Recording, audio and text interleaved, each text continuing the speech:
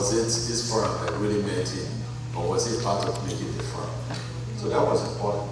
I bring my clients to the office. So how it looks becomes part of what it looks. So eventually they will say, it's a very small office, but it is really nice. So it's who is your customer? And it also, remember what we talked about, that rate of bond rate, which is the rate at which you spend. If you do the business well, as part of the business plan is to say, okay, I have $5,000 that I'm putting into this business. And it's going to be going out until I pick up my customers. At what rate would I be spending it before I break even? Maybe your forecast of the business is maybe your forecast of breaking even is in 6 months, or your forecast of breaking even is in 1 year, or your forecast of breaking even is in 2 months. That all will determine the rate at which you are spending. That's also because when you start business, there will always be expenditure outside. That's also where not just going solo makes sense. Because if you have a business that you can fund for 5,000 and you hook up with somebody else that has a business that they can add 2,000, it stretches that and gives you enough time to do customer. So where your rent is, it depends on your customer, what their expectations would be. It depends on the client, but there are ways. Do you start sharing with someone? Do you start in your basement? Do you start in your room until you build that business? But there is no specific rule that says it must be in this place. You're starting a medical practice. Where will you get a customer?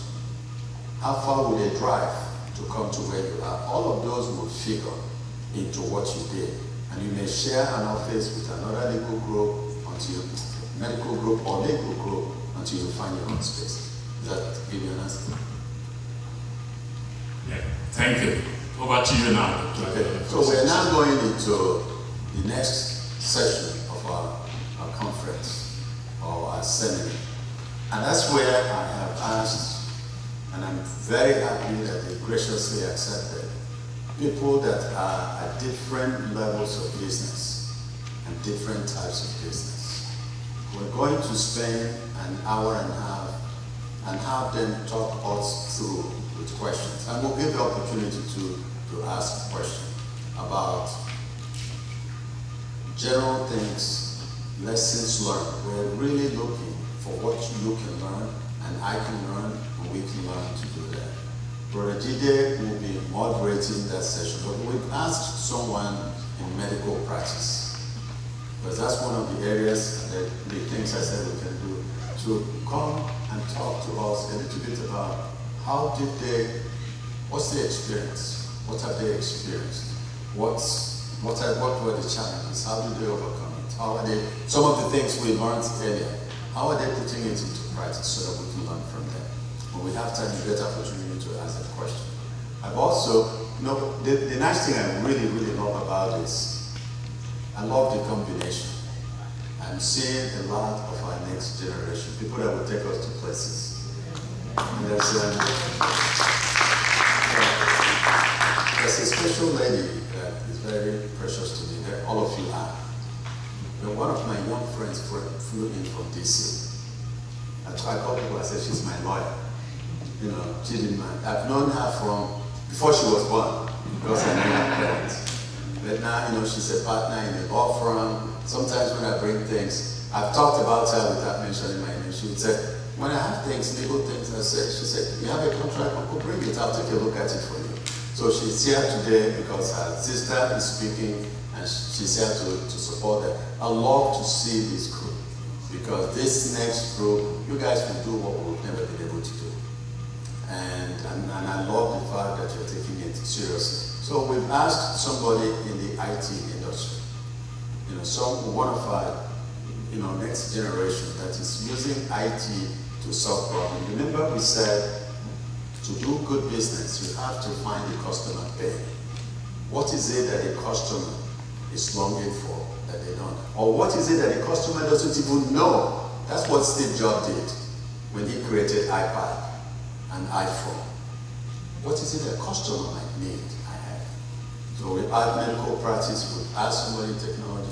We also add somebody who is in food business, a unique niche in certain things and how they market, to come in and speak to us. So the idea is that we made it general in different areas. We can't touch all areas, but I want you to listen. Brother Adiele would moderate that session and they will be moving in. And so I will now ask Brother Adiele. Brother Adiele, give him another clap.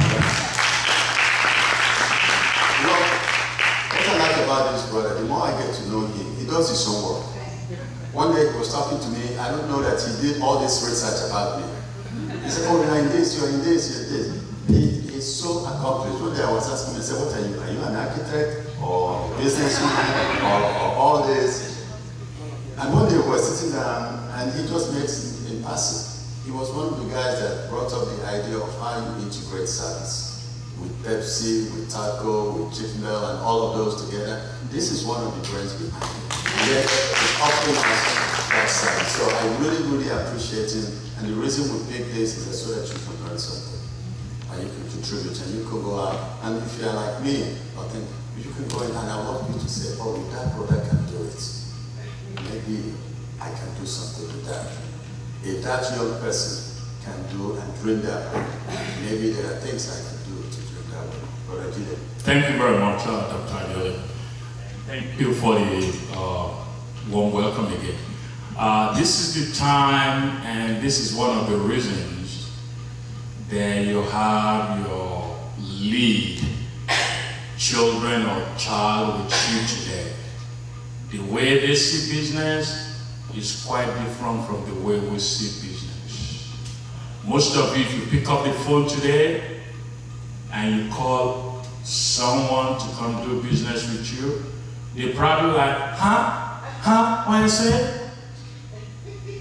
And then your lead child or children pick up the same phone after you, same number, and call the same person. All of a sudden, they are what? Ready to listen to you because they blend better than we do. So this is the time to get each other engaged. And to the younger ones, the money, it's in the baby boomers' pocket. Okay, your parents, they have the money and they've been saving up for this. So you really have to do your work to convince them so that both of you can come up with a better outcome. Okay, and without wasting your time, we have panelists, from three different business sectors. We have baby boomer among them, millennial, kind of crossover millennial X generation. So what you might be experiencing today might be strange to you, but if you listen well, you'll learn from it. And then go back home and read and read and read and network. And I'm going to call on some people to introduce them. I'm going to call on Brother Godwin, as a matter of fact, Dr. Godwin Okoro, to start and introduce our first panelist. Wow. Praise the Lord. I'm particularly honored to introduce this individual. When I was reading her bio, that just summarizes everything that we have been talking about, the ideas. And one other thing is that this individual hails from the city of Houston.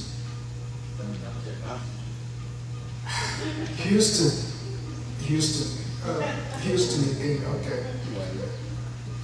When I took office, the first thing when I told the president of Houston that I don't like this #2 position. Because Houston is the largest chapter in ACF, and Atlanta is the second. I told him I didn't like the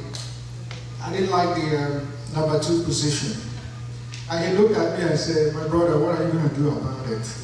So that question haunts me all the time. So Atlanta, place we need to do something. We have to surpass Houston. Praise the Lord. So it's my honor to introduce Ms. Eunice Okogwe. And like I said, she hails from the city of Houston. And the area that she has invented actually is an area of roasted peanuts. So roasted peanuts are a family and friend favorite in the Okogwe's household. After repeated requests for their homemade peanuts, Eunice and her family saw an opportunity to make their product available to others.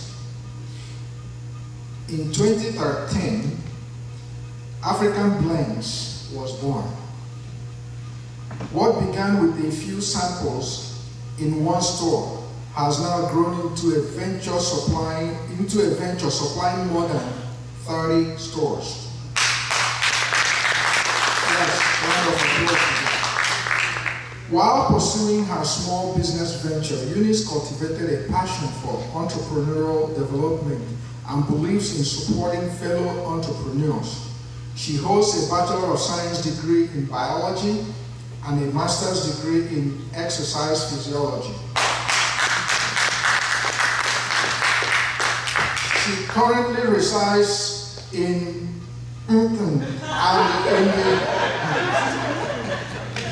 and is the CEO of African Blends. I introduce Eunice Okogwe.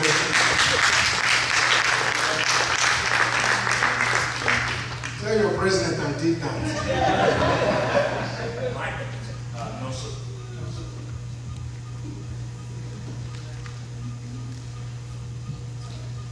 Praise the Lord. Houston, we welcome you to Atlanta. Well, I have the pleasure of introducing Tim. Tim is a young chap. He's also a fellow Bulldog, so go Dogs. But Tim is a 23-year-old entrepreneurial student at the University of Georgia studying business management. Came over to the States at the age of 3 along with his mom and his siblings.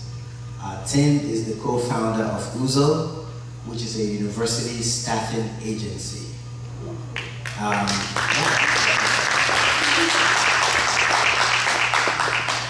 Tim, I did a little research on your company. It's quite well set up. I wish I had it when I was in Athens.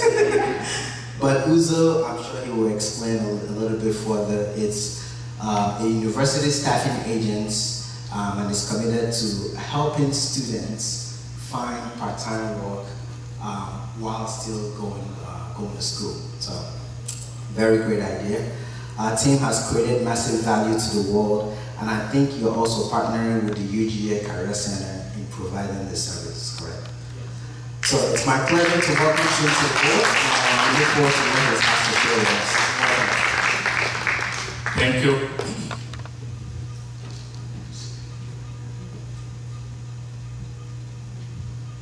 Thank you very much, Nonso and Dr. Godwin Okoro. The next panelist, she's someone that is known to ACF a long time ago, and very, very successful in the medical field. And she's a workaholic. And when you say something that women cannot do, then you just got her antennas all the way up. Because exactly what you say a woman can do, she's going to even do it and step better than women. Very, very competitive. She don't sit behind and there's no way you can keep her behind. She's my favorite person, just to let you know. And when the person comes up, you'll know. We fight a lot. Because we always have two different opinions, two extreme opinions. And sometimes my wife and this husband would just ignore the two of us. And we would argue and the car would get heated up. Seriously. Because she knows her fact. She reads and read and read and read. If you tell her something, she'll be like, Before you know it, under the table, she's Googling your fact. And she'll bring it in front of you. Experience. All in medicine. University Teaching Hospital, Louvre, Nigeria, so she's been there. UCH, Ibadan, University Teaching Hospital, Ibadan, School of Midwifery, University of New Mexico. But that's nothing to her. Because she always says it's not about the book, it's not about your certificate, it's about what you've accomplished. She's accomplished a lot. Medical ICU, critical care, burn unit ICU, perioperative care, labor and delivery RN. That's now I begin to think that's why she doesn't show much, because she's gone through it. And also a charge nurse. Okay.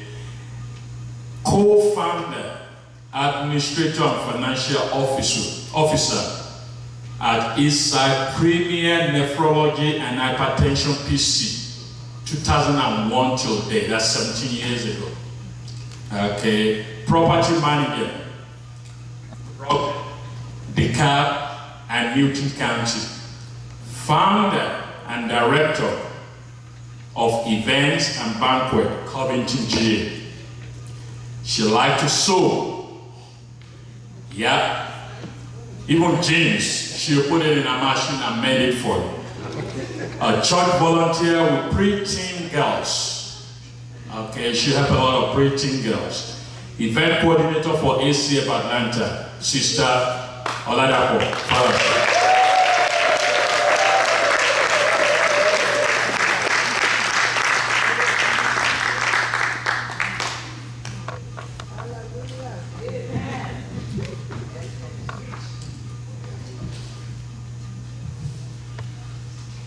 Okay. Now what we've been waiting on. Who wants to go first? You all have microphone, one either in front of you, behind you, on your side. So you pick your choice. You decide who's going first in that order. They're going to talk to us. And while they are talking, you can either, as a matter of fact, that's what we're going to do. That way I don't make too many mistakes. Write this phone number down. 914-329-9099. Who doesn't know that number? Ah, yeah. Okay. You text your questions to that number. And then we will take and they will answer. So while they're talking, don't bother to raise up your hand because nobody's going to call you. Just text your questions to that phone number, 914-329-9099. And if you, how many people don't subscribe to texting because texting is getting expensive now? If you don't, then you can email if you, no, because people use WhatsApp a lot. So I believe everybody can text. Okay? I think I bought you enough time to know who's going first now. Hello, everybody. I just want to thank Uncle GA for inviting me to be here today. I'm really appreciative of this opportunity to speak to you guys about my story, how I got into entrepreneurship, and to answer any questions you may have. So I just want to start by talking about how Uzo came to be. Uzo is actually an Igbo word for road or pathway. And when we started Uzo, it was with 3 other of my close friends back when I was a sophomore or junior at UGA, and it was 4 of us. We just came together one day. We were watching Shark Tank, which is just a show that we all like to watch about entrepreneurs who come and see their dreams fulfilled through investments from these sharks. And we just thought, why not come up with an idea and basically see where it leads us. So over the next couple of days, we just kind of thought about things. We created a group chat and just were saying out ideas in the chat. And one actually stuck, which was a Airbnb for college students. many of you know this, during game days, all these college towns get very, very busy. You have people coming in from out of town and they need places to stay. Since we're college students, we're always looking for ways to better college life. And that's the driving force behind why Uzo has lasted to this point. But that's a different story. Yeah, so we just kind of based it off of creating more value for college students. And we realize that students have a lot of ways to make money in different ways, but the main way, or a big way, is in the housing. Airbnb is basically where you rent out your house to people coming to town. And our idea was for during college game days, we'll have students rent out the places to other students coming in, and basically like earn an income through that. And when we did that, we kind of applied. We were very, very proud of it. We thought it was going to be the next best thing. We were very proud. We thought that we were going to do to Airbnb what Facebook did to MySpace. We're actually very, very proud. But reality struck. We applied to the largest incubator in the U.S., which is Y Combinator. It's for many of you who don't know this, incubators are basically where a group of people comes together and creates a kind of like a building where entrepreneurs can come and stay, and they'll fund their business in exchange for equity, provide them mentorship and advice, and basically help them grow their business. Y Combinator has raised billions of dollars for businesses, and they're responsible for companies like Uber and all these other large companies. So we applied to that, and very, very confident we get in, very, very confident. When we got the news back, they basically ripped our whole model to shreds, poked all the different holes in it. They just kind of gave us a reality check that this may not be as easy as we think it to be. So over the next couple months, we reiterated and changed the idea, but only to be met with more and more feedback that this probably isn't going to work. And you can imagine what that would do to a young group of students, very filled with enthusiasm, but just being met with failure after failure after failure. We ended up actually splitting up as a group because there was 4 of us. So one advice I give to you if you are starting a business is to not start with anything more than 2 people, especially in the early beginning, because in a group that doesn't have much structure, you need to know, define roles and who's doing what, and have accountability for that. With 4 people in such a startup structure, there's really nothing that 4 people need to be doing. Only really 2 people need to be doing the things that are required from a startup. But yeah, moving on. So we split up, and we actually tabled the whole entrepreneurship idea for a while. But then I always held it in my heart that, the idea of creating a business that can generate money for you without you actually having to be there to work, and to give yourself financial freedom that way was always in my heart. I felt like it was something that I was, I'll say, born to do, only because of the strong feeling and attraction toward this particular subject matter that I felt in my heart. So I always keep on thinking about different ideas, and as well as my best friend Andy, he actually is my co-founder now, and he actually hit me up with an idea like, hey, let's start this up again, just me and you, but let it be a student cleaning service where students basically pay other students to help them clean up after they're out into the dorms or whatever. But this time we wanted to go in with a more structured approach. UGA has this entrepreneurship community it's one of the best in Georgia, one of the best in the nation in my opinion, but it's rather new. And they had this event going on called the UGA Idea Accelerator, where you come in with an idea, they help you go through the whole startup process and the right way. So not just coming as a startup and thinking your company and trying to find employees and trying to find customers, but doing it the right way, which is basically creating a business model and going through customer discovery to validate that business model.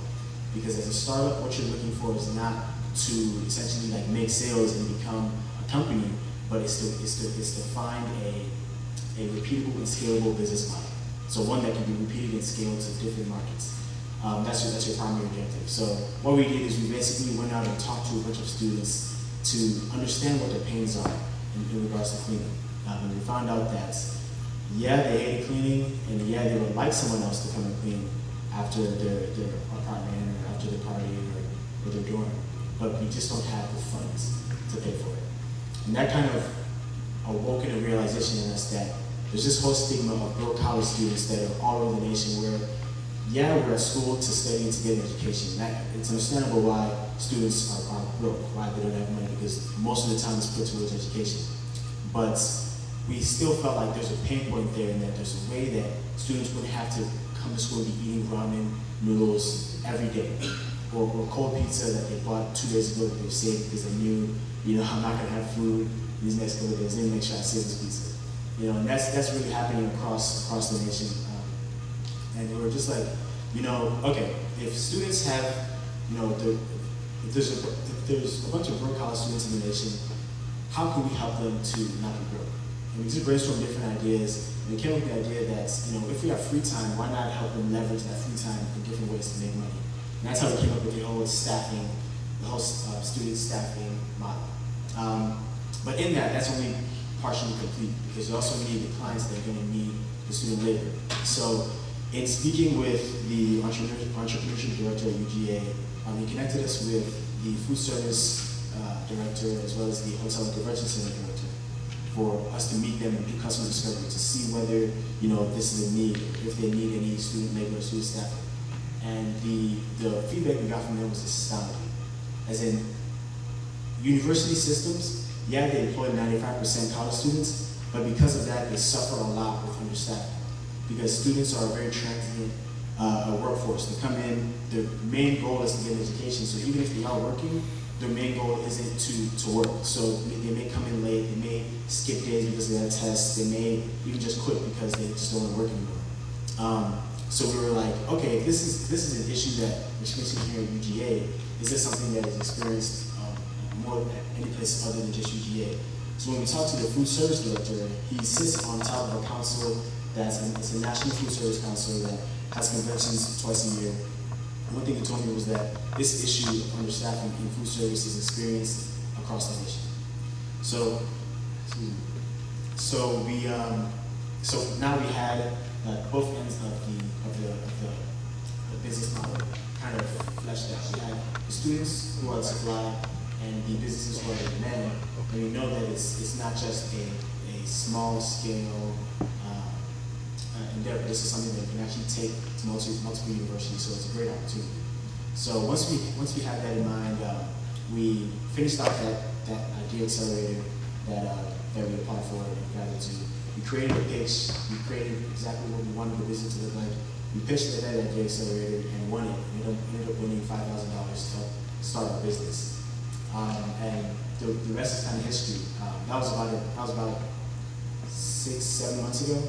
It was in the fall semester of last year that we won this idea accelerator, and now we're about a month away from beginning our relationship with the university and actually staffing this food service department, the hotel and convention center, and any of the departments that are nearby.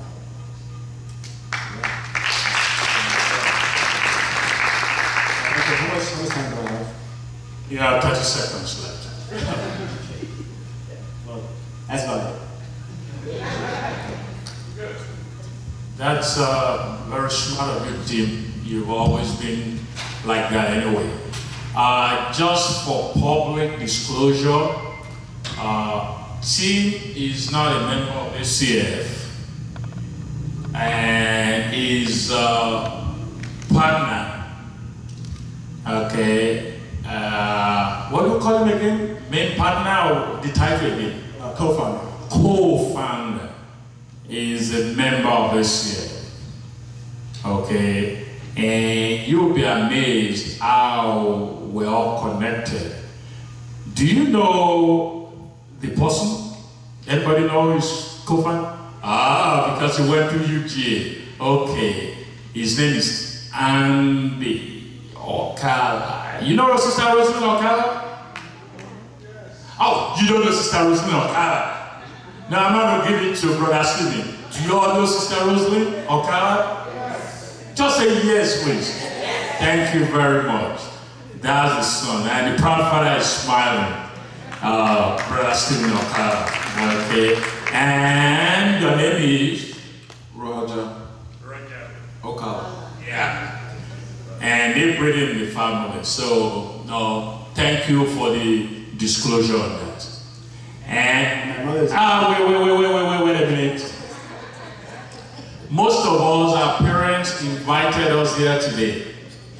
He invited his mother to come see what's going on in this year. Sister Foluke, can you stand up to be recognized, please? Yes. She couldn't get him to do it in Lagos and look at his son now, like, you know what, I'm going back to Nigeria. Thank you. Next. Good afternoon. Thank you for allowing me in your house. My name is Eunice Nwankwo, and I'm from Houston, Texas. Give it up for Houston! Thank you for the love and not the hate. Thank you. So a little bit about, our journey, our story. We started a little over 4 years ago. Both of my parents actually would roast peanuts in the house. So depending on who tells the story, one of them is the better peanut roaster, but they did, and people loved the peanuts. We would have different events, or we'd have Bible studies, things of that nature, and our peanuts would be there. People would request for our product, and they loved it. One of my friends came over to the house one day, this is 4 years ago, and she asked for some of the peanuts. So we gave it to her, and she, on her way out, she's like, I'm leaving. I'm going on a trip, and I would like to have some of your peanuts. I'm like, yeah, sure, we'll get you some. She's like, no, I want to purchase them. I need a large order. And so, being the Igbo people that we are, the wheels in our head started turning. My mom was like, maybe we can, package this and see what happens. We had a family friend who owns a small Nigerian food store in Houston, and so we pitched it to him. We said, we have a few samples here, what do you think? He's like, okay, just bring it over.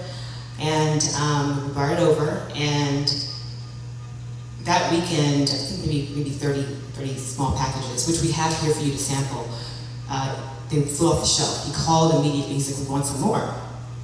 Okay, so the concept was born.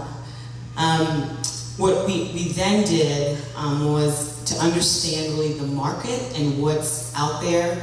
I canvassed all the Nigerian stores, or African stores rather, primarily Nigerian in Houston, but there were a few other countries who have African grocery stores as well. And so we canvassed those stores and to see what they had, what's out there. And remarkably, we really couldn't find a fresh roasted peanut. We found peanuts that came from Nigeria, but in terms of shipping and that nature, by the time they get here, they've been here for 2 months in storage, and so by the time they come to us, they're not as fresh.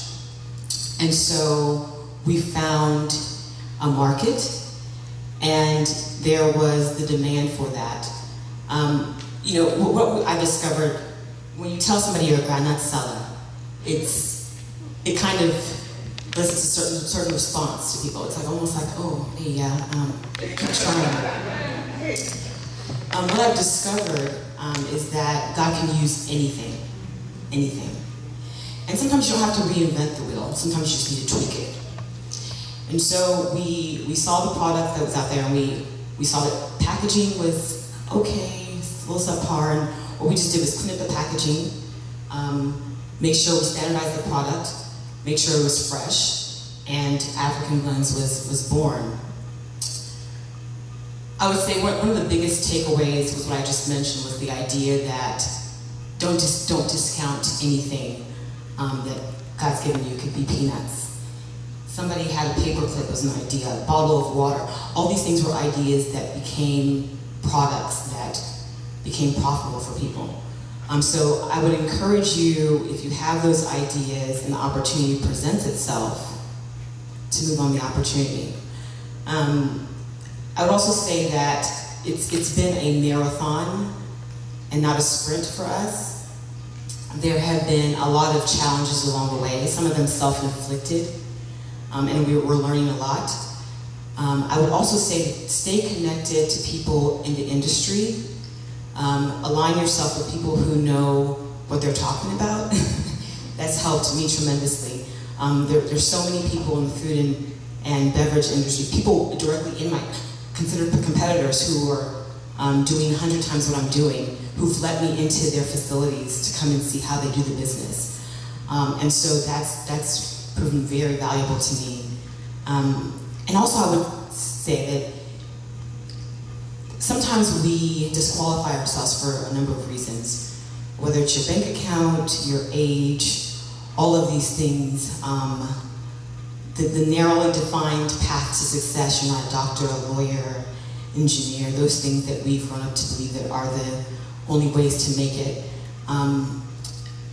There's a scripture that comes to mind, it's Ecclesiastes 9:11.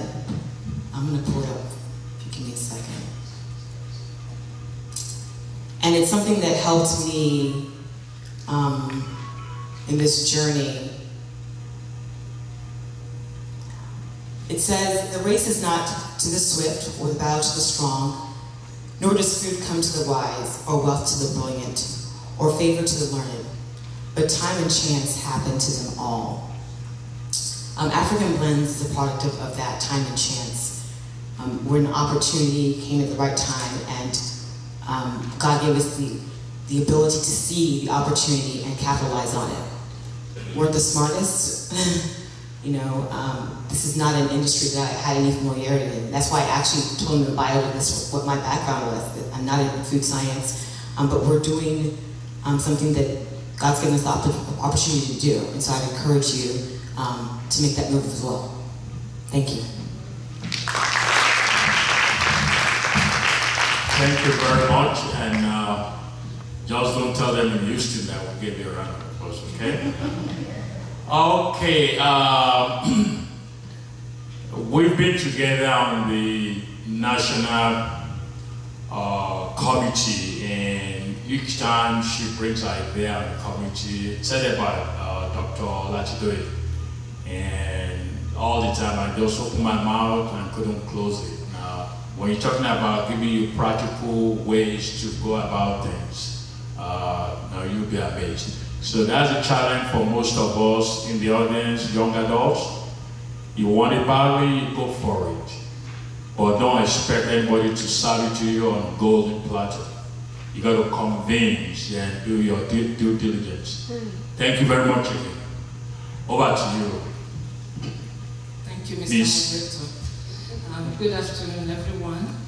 And I really consider it a huge privilege to be up here, especially with these distinguished young fellas, and I'm very grateful for the opportunity.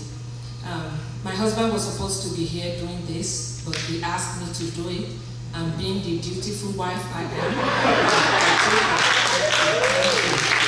am, for me, business started a long time ago. I was privileged to have parents who were extremely hardworking. And not only that, the type of things they did was to work hard and to invest into the life of others.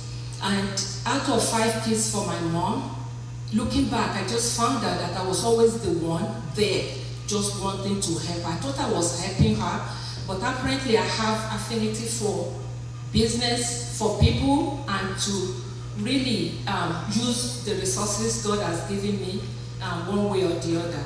And so my mom was a elementary school teacher, and she also had a convenience store just by where we lived. And after school I would go there and help her to sell the petty things in the store. But one thing she taught me, she said customers are always right, and I didn't agree with her on that. Later I found that what she was saying is that the customers have a right to their opinion, but how you respond as opposed to reacting to what they're saying goes a long way. So she taught me excellent customer service. And her type of business was a little bit different because it was like she knew what she was doing. She worked hard and she was able to manage herself well. She knew what was going in, what was coming out. My dad, on the other hand, was an educator. He taught in teachers training college for a while. and then he had his own business. Then later he moved to having a gas station where I was able to help him too. But the huge difference, what I learned from my parents, my dad, even though he was very hardworking and he invested so much in it, but he didn't have a good accountability as to who works with him. When he was handling the gas station by himself, he did very well. And then he went and gave it to a family member that honestly I would never have asked that person to get in there, and the business was ruined. And so the other thing with my dad that I learned is that if you go to him and you need something, if that's the last penny with him, he will go and scrape everything and give it to that person. He may not even ask questions and all that. But my mom will not do that. She wants to know, okay, what's going on? Why do you need this? If you ask for 10, she will say, okay, I'm only going to give you 2 or 5. And you go and find what you're going to do with this. So at early age, I saw those 2 differences, and it was very useful for me. So fast forward to 1988 when we moved to the United States. My husband, who was already an attending physician in Nigeria, came before us. When he came into this country, he came in with only $100. And we came about a few months after to join him. And when we came, I came with our 2 children there. Someone loaned us the money to come to the United States. And here we are today. So what that tells you that it doesn't matter what we brought into the table, the hand of the Lord was so mighty upon us, it still blows me off every day. So when we came in, it came for a population research program, and then after a while, we decided to stay. So of course we went in. Well, before then we were asked to move back to Nigeria, but we said, I'm not going to stay here with my children. My marriage is more important. It's either we all go or we all stay here. You're not going to go and leave me in the United States. So we decided to stay. And that was very hard for us. But thankfully, we were able to get some jobs going. And so that was able to maintain us. 2 keys that helped us was the fact that we got to a point that we realized we had to pray together. So no matter what was going on between us, we would pray together every day. We would pray in the morning, and then before we go to bed, we would pray.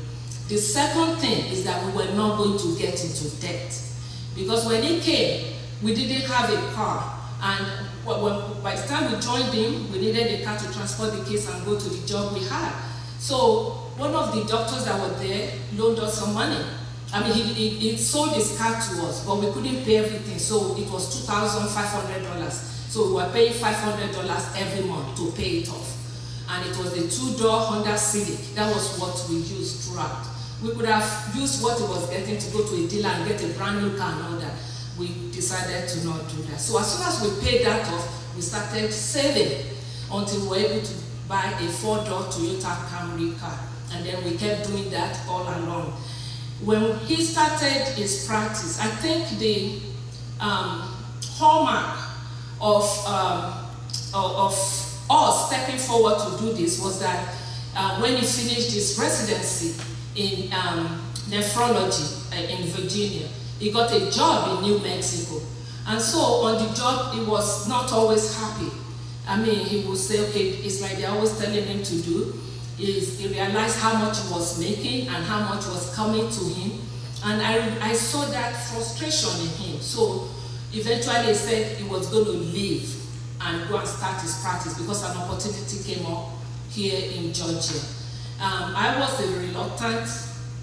reluctant to move there because finally I got to sit down and work on my bachelor's program. So I had only 1 more semester to really. The semester I was on, and then the next one to finish everything I was doing. Otherwise, I would probably have to go and start all over or something. So it was very hard. I had to cram all my credits together and finish up. So by God's grace, we came to Georgia in 2001 and had to start the practice. Even though I was a registered nurse, I had been child nurse and all that, and I was working in Georgia here at the labor and delivery. But I had to be there for him. So we started off, just 2 of us. I would work 2 to 3 days in the hospital, And then the other 2 days or 3 days left in the week, I will be in the office. So we were only seeing patients about 2 days a week. So I was the nurse, I was the janitor, I was the front person, I was the back person, I was it. Meanwhile, we kept trying to hire someone. So eventually we were able to hire one person, and then eventually I was able to drop my job at the hospital. So how did we do it? Like I said, it was very hard, it was a lot of hard work. But we were determined to work together. And one of the issues we had to start with was financing.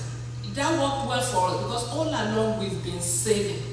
And so it was so easy for us to dip into our pocket and use that money to set ourselves up. We were not paying ourselves, but we were able to run the practice very well from all the saving. Because it took a while for the insurance company for us to send in the bills and then for them to pay us. But we were able to stay afloat during all that period. And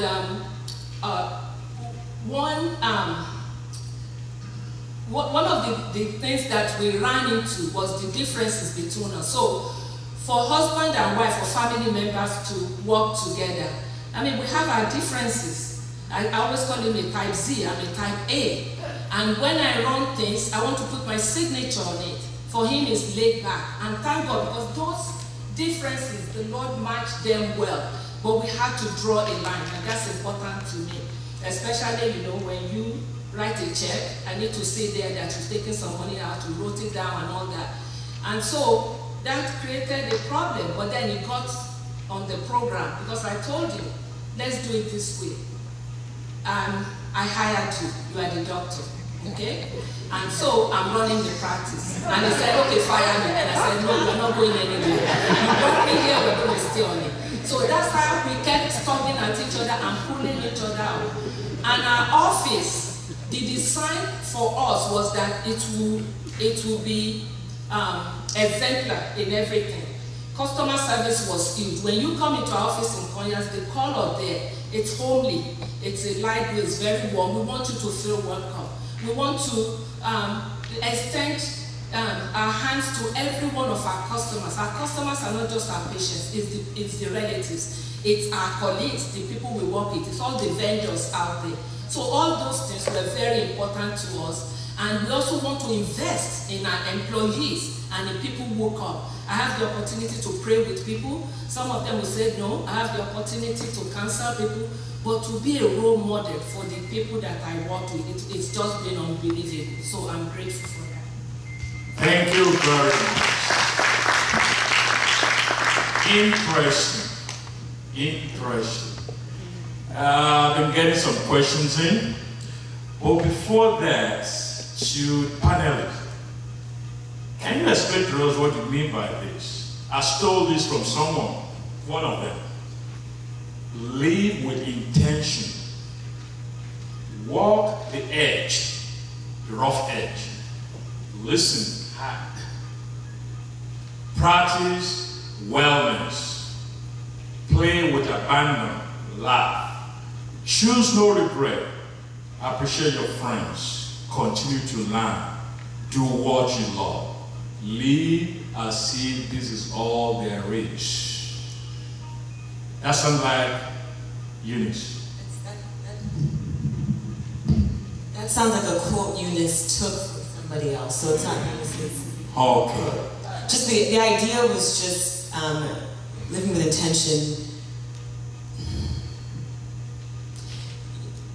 That's a quote that personally spoke to me at a point in my life. This is actually before African Blend started, so I'm diverting a little bit. But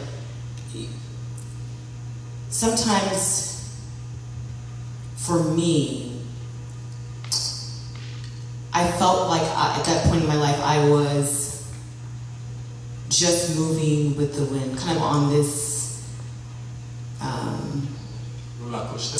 Not necessarily a roller coaster, automated mode, just wasn't really thinking things through. And this quote hit me, the idea of living with intention, thinking about what I wanted, where I wanted to be, how I saw myself, things of that nature. So it was kind of an idea of living life to the fullest and living without a regret. So thank you very much. Okay. The next question is for African blends. I think that's you again. How did you market your product in the early days at the beginning?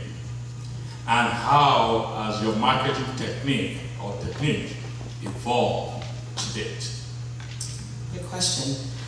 Okay, so, we are a B2B company, so we're business to business. We are going directly to the stores, and what we do in the early days is just kind of give them a large sample of our product for free. And say, here, just try it out. Let's see what the feedback is. I call back maybe a week later and find out, if it moved, if they liked it. Always kept our ears to the ground to hear, get customer feedback. So we would directly go to the businesses. So B2B was our technique. Something I would also say is that there's a book I read when we first started. It's called The Thank You Economy by Gary Vaynerchuk. And his whole model is based on caring for your customer. And our customer really were the businesses that we were marketing to. So I spent time with the owners, building relationships with the owners, and just kind of watching how, for example, there's a store that I went to in the early days, and I noticed that the owner she was doing everything. And that day, I delivered, and as I was walking out the door, I saw the fatigue on her face, and I came back, turned back around, and I asked her, how her day was going, and she said, she's having a rough day. Nobody else is there. She's the one doing everything, cutting the meat, running back to the customers to service them, and she hadn't eaten all day. So I told her I'd be right back. There was a Whataburger, maybe a couple miles away, and I got her a grilled chicken sandwich. It wasn't expensive. It was a grilled chicken sandwich, and came back. And at that point, some customers were coming in, so I helped her bag some of the groceries, and then she ate. You would have thought that I had served her a full course meal. The way she was talking about it, I couldn't even believe it. But somebody took out the time to care. Later on, and she's one of the largest stores in Houston. Later on, we discovered that she stopped importing the peanuts from Nigeria. And she was asked why, and she's just like, this is African blends, the only peanuts I carry. I talked to her sometime after that, and she just said, nobody has ever taken the time just to see how I'm doing. She's also a single mother. I say this to say that caring, that empathy, not just sympathy, but taking the time out and investing in your customers, our customers happen to be the business owners at this point, goes a long way. Building those relationships goes a long way. We had better feedback from the owners. This isn't working. They don't like this packaging, this product, and that helped us. All the feedback, positive, negative. What we're transitioning now to is B2C, from businesses directly to the customer. So we're building up social media, which I know nothing about, which is why I'm now bringing on a team to help me, because that's my weakness.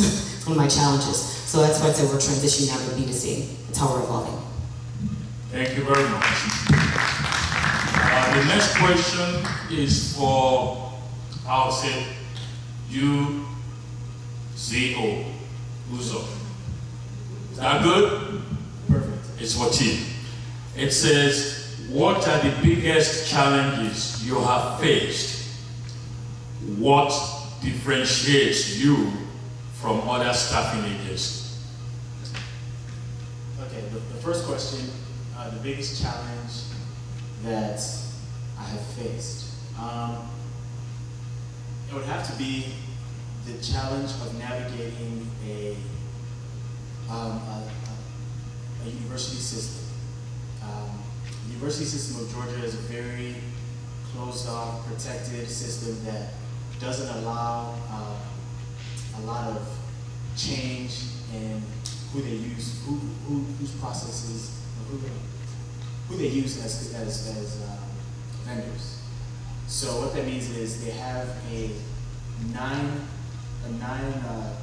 completely long list of staffing providers that they're allowed to use, and anything outside of that, you have to put in either a bid to become part of those staffing providers, or you have to get a specific waiver from the university, saying that the other providers didn't meet their needs and that we want to use this provider.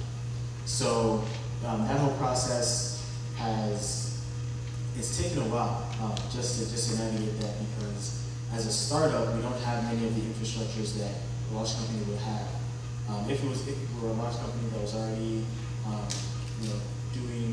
working with different clients and had a bunch of traction under our belt, it would be easy to just go to the university, put in a bid, and have them kind of appeal to the university system that they would want to use us. But not having a lot of those infrastructures in place has really hindered us. But I would say hindered.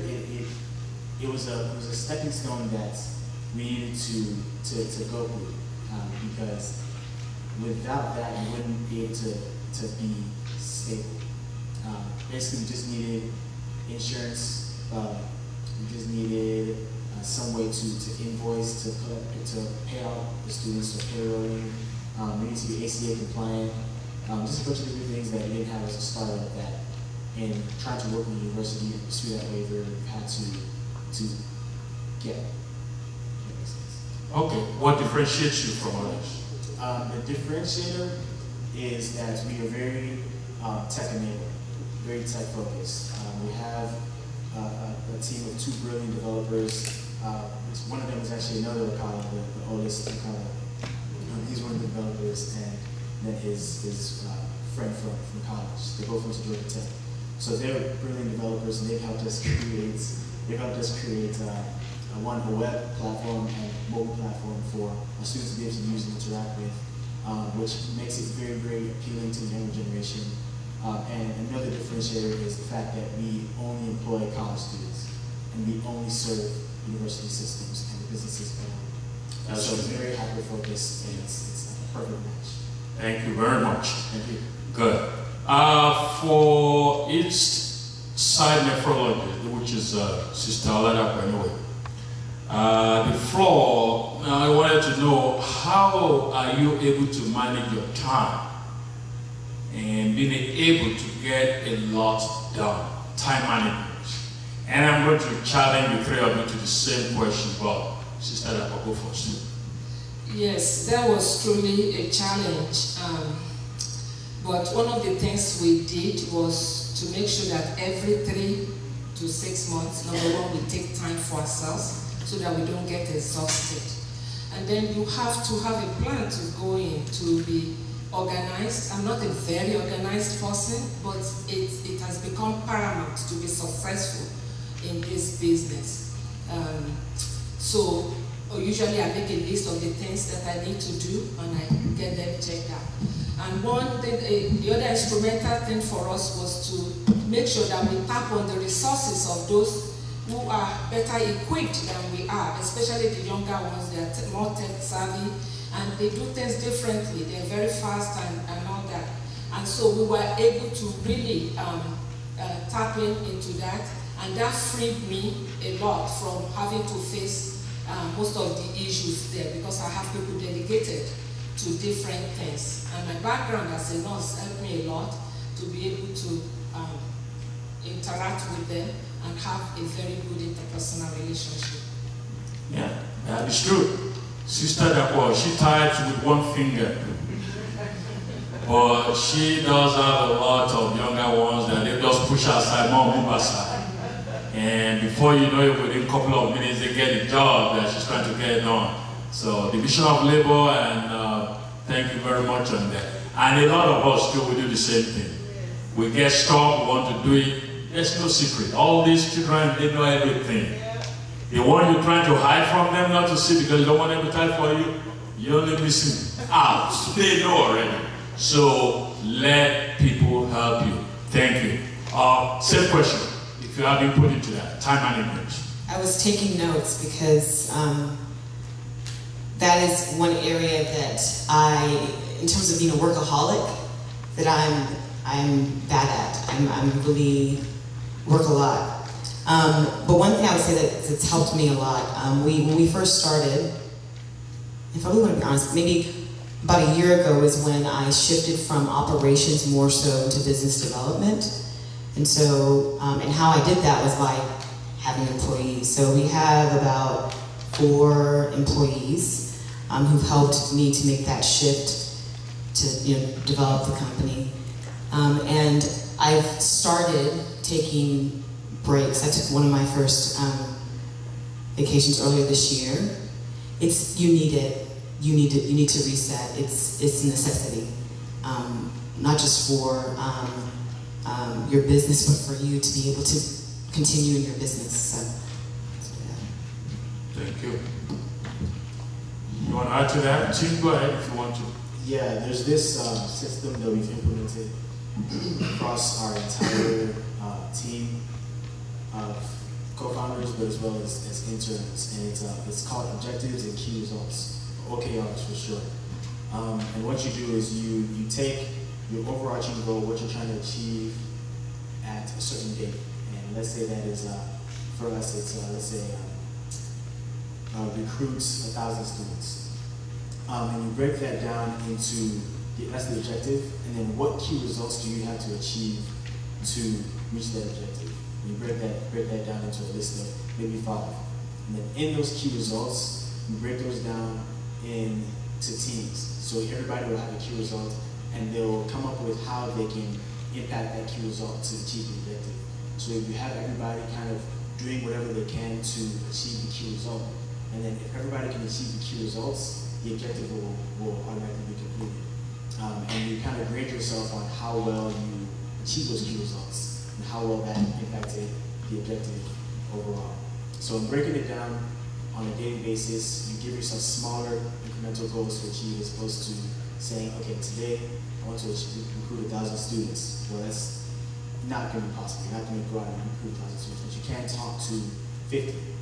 And talking to 50 students, every day, eventually you'll reach that 1,000 student mark. Thank you very much.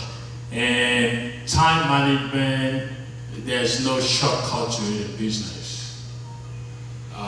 Managing the home, taking care of the family, and to the women in the audience, taking care of the husband, the kids, your job and everything, it is time consuming. But if you think that's a big deal, wait until you get into the business world. People that don't care whether your family is there, whether they let you school, whatever. If you can't manage that expectation, that time, you'll be losing a lot of money. And thank you very much for sharing that. There's another question for you, Tim. You might be getting a partnership here. It says, will you still pursue a partnership with an incubator? Yes. Okay, good. So make sure you see him after this meeting, because I'm sure someone will partner with you. The next question is,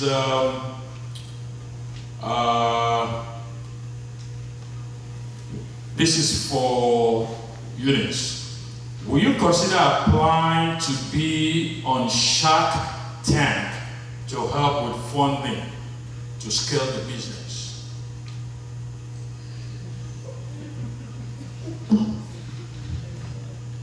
I almost want to ask who asked the question. So investment, yes. I don't know about Shark Tank, but yes. Okay, so someone's going to follow up with you during break on that. Okay, so we can rewrite it to look like investment and then remove the Shark Tank. Will that work? Okay, good. Thank you very much on that. The other question came a while ago, and I want to ask all of you, the 3 panelists, that when your business, let me go to it. I want to make sure I ask you the same way. Okay.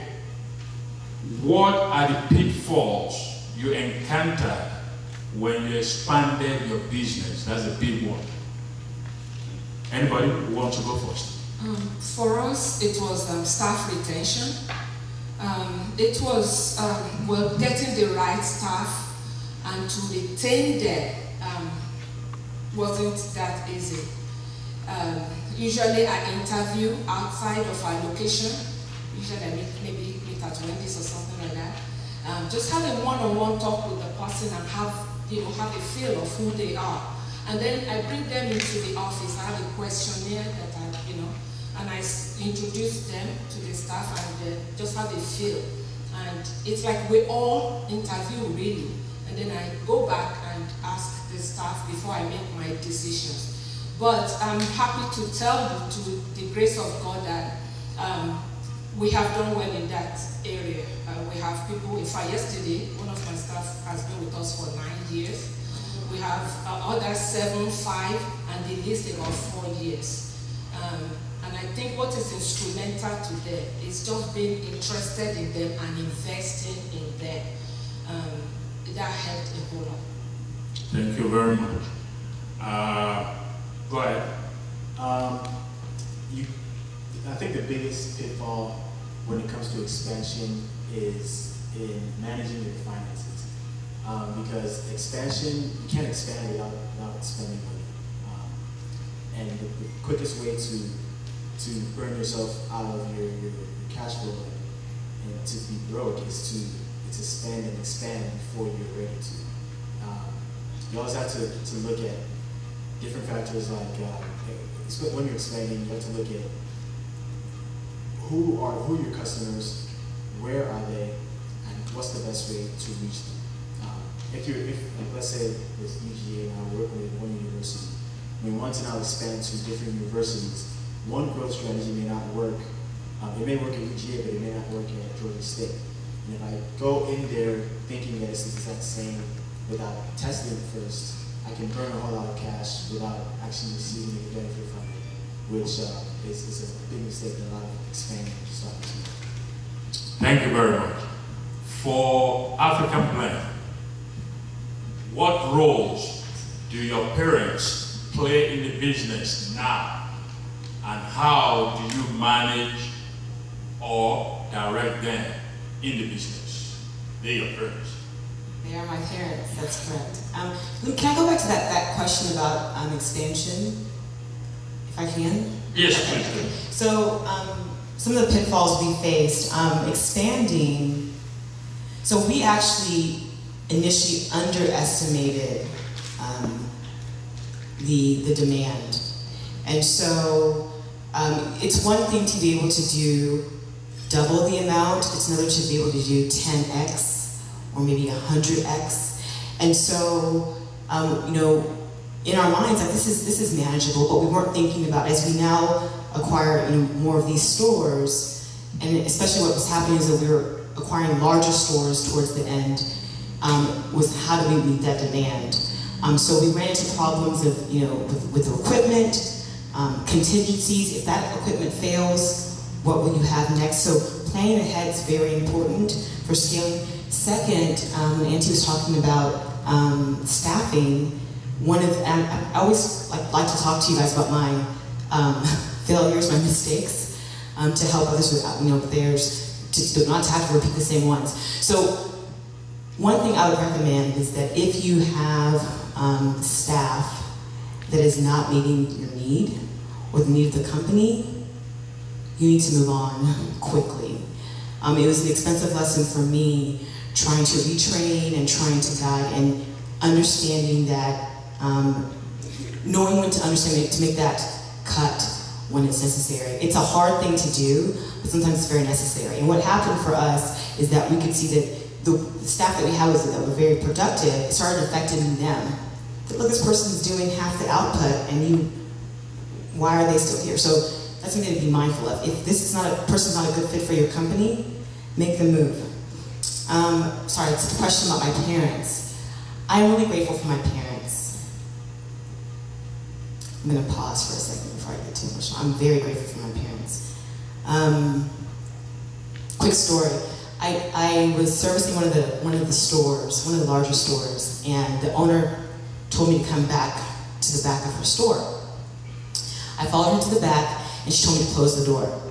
So I knew it was serious. I closed the door. And she said, I want you to sit down for a second. I sat down. She said, you seem like somebody who's a bright girl, and when I have conversations with you, you seem to know what's going on, current events. I said, okay. And she said, why are you doing this?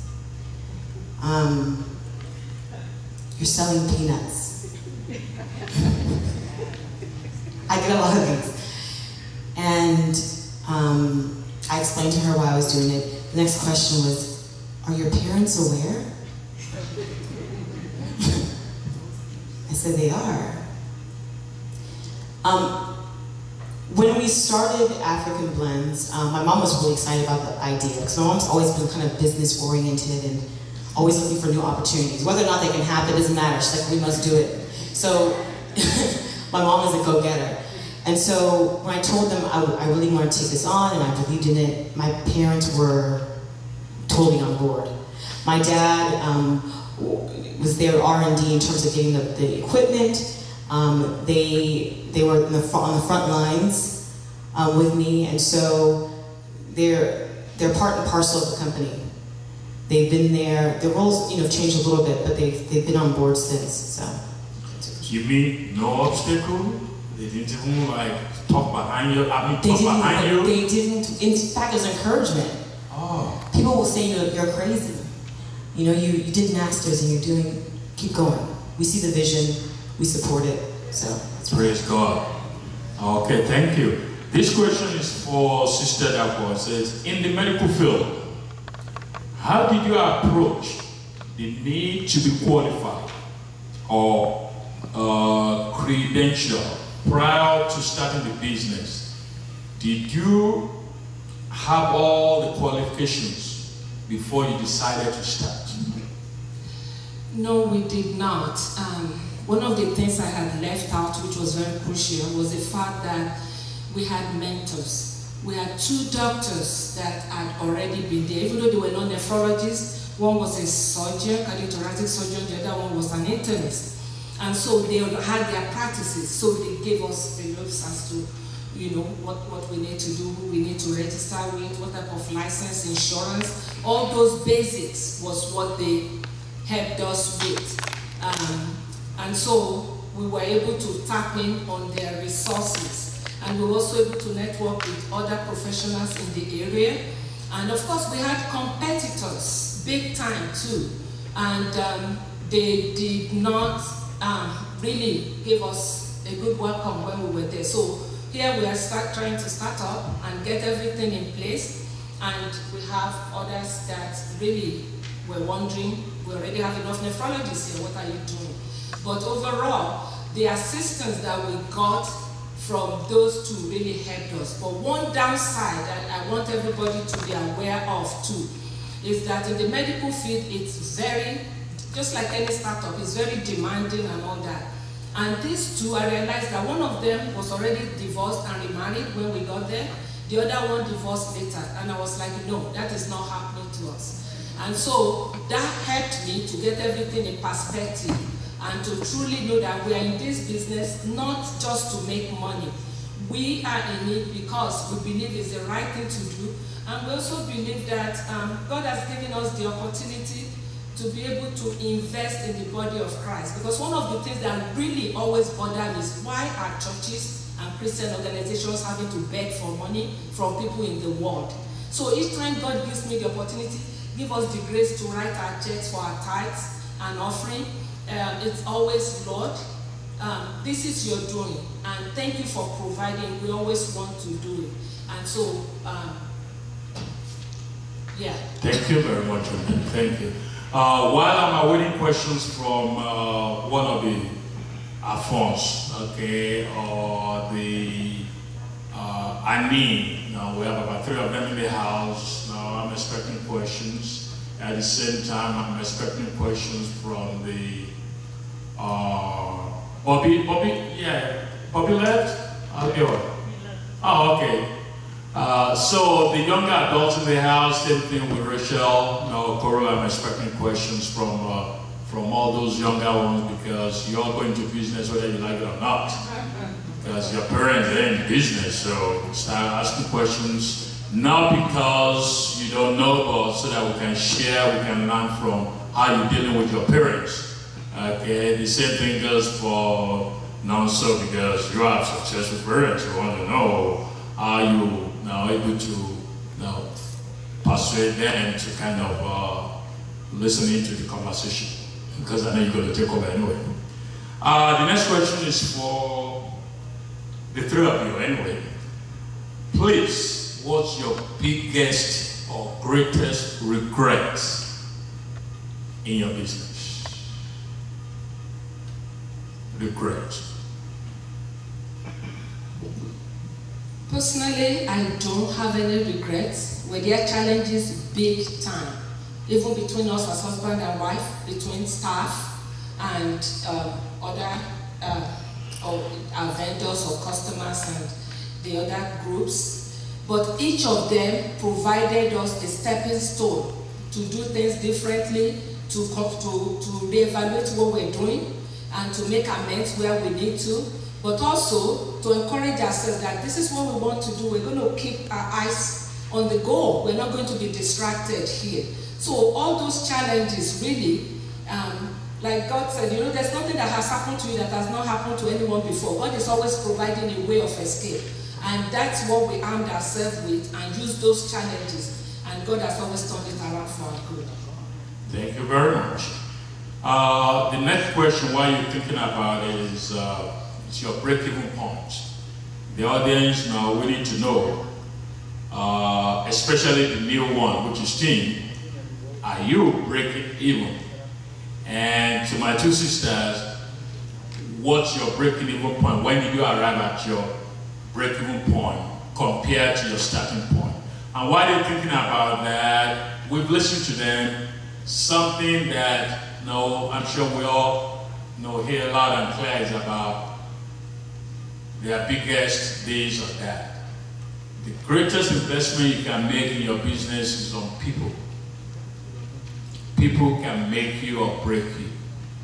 And one thing I've learned over the years in business is something called bench planning. Meaning, don't wait until you need people before you hire them. You can hire them without starting a job. Always interview for talent. You do a better interview when you don't need it. Okay? You consult the agency, get them ready, line them up. Always anticipate you're going to lose people. Different businesses have different, they call it turnover. So you got to get familiar with that. In the food business, turnover is the highest. Okay, you might be going through 600. Meaning as you hire them, within 2 weeks, you lose almost all of them. Okay, so you need to, because when you don't get the right people to do the job, it affects your pocket. So, because you can't change the name of your business. It takes a while for people to forget. So, know that. You ready? But if you need staffing help, I can. Here you go. Here you go. Thank you, team. Okay. Question. Go ahead. Yeah, so the break-even point is essentially, the way I see it is the amount of money you invested into the company, has it brought back more in terms of revenue? And yes, we are past the break-even point. We actually haven't invested a dime. I personally invested a dime in my personal funds. It's always been funds from UGA that has brought us to this point. And it's actually very surprising when we're able to come to this point where we're about to begin working with a major reputable university, and we've only invested about $10,000 into the business. Most businesses have to invest a lot more to get to the point where we are now. And it's just God's given to be able to do that through your shared connections, being personable, being able to understand and relate to the clients, and without having to spend so much, you're able to achieve a lot. So Thank you. Can we add more? One more? Breaking even? Yeah, break even was early on because barrier to entry was very low for us. When we started in a house, the equipment was there, but now we're in a different phase where we're now reinvesting in a lot larger scale equipment, things of that nature. So we have, and all that we've made is being reinvested back into the company. So we haven't had to borrow yet. And I'm praying that we can continue that. I do understand that once you start scaling, once you start looking at, then those are the sort of questions you start to have to ask yourself. But we've been doing fairly well this far. Okay. Will you say 6 months, 1 year, 2 years? Actually, probably it was about 4 months in that we saw we broke even. Okay. But what I'm saying now is that we've reinvested, so now we're starting again. With we're in a larger facility, we're reinvesting, but we're still profitable. So. Yeah. Okay, thank you very much. The next question is for Tim again. Will you consider assisting other companies in navigating UGA campus for a business venture? Will you help? So I asked him, would I help other businesses navigate? Okay. I think I've learned a lot about how to navigate a university system, whether it be the students, being able to speak to the students, or whether it's the departments. And I think I have a lot of knowledge I can share to anyone who wants to also, tackle the monster of these university systems. If anybody has any questions, I'm open to giving advice after this. Thank you very much. The next few questions I will appreciate. We can just make it 30 seconds because our time is up. To Sister Dabo, how is partnership going with your business? Is it helpful? I guess the one and your husband. Yes, very helpful. Just 2 of us started, and by the grace of God, we have 3 other doctors added to us. And it was part of investing in others. These doctors came, they knew we could work with these people. They are trustworthy. There's something about them that you can believe. And we wanted them to aspire high too, so we offered them partnership. They bought into the company, and that has really propelled us forward. Like they always say, eat and let's eat. Is that what Yeah. So yes, that's what we did. Thank you. To the peanut business and team, how did you finance your business to move to the next level? When you started, probably you used your money, but how did you move from there when you expanded? How did you finance it? Everything was self-financed, and so initially we put in, I think it was a couple of thousand when we first started. The turnover was good, the margins were good, so we were able to reinvest. I think we put in another, a couple of years ago, another 10 to get some more equipment, but we've been fortunate enough that what's coming in has been enough. Okay, thank you. And this one says, do you have other jobs to supplement your income, or no, you pretty much this business, and how do you keep yourself accountable? Anybody? Yeah, you can go ahead. The first question, sorry. Are you supplementing I yourself with am a another job? full-time granite seller. Good. I think the question you asked before this one was the both of us. For anybody on the panel. Yeah. You want me to repeat the question? Yes. Do you have other job to supplement? Before that. Before that, okay, is it about partnership or financing? Oh, okay. Yeah, so far we've won money from UGA in terms of grants for the Adiele Accelerator and another program that basically helped fund UGA startups.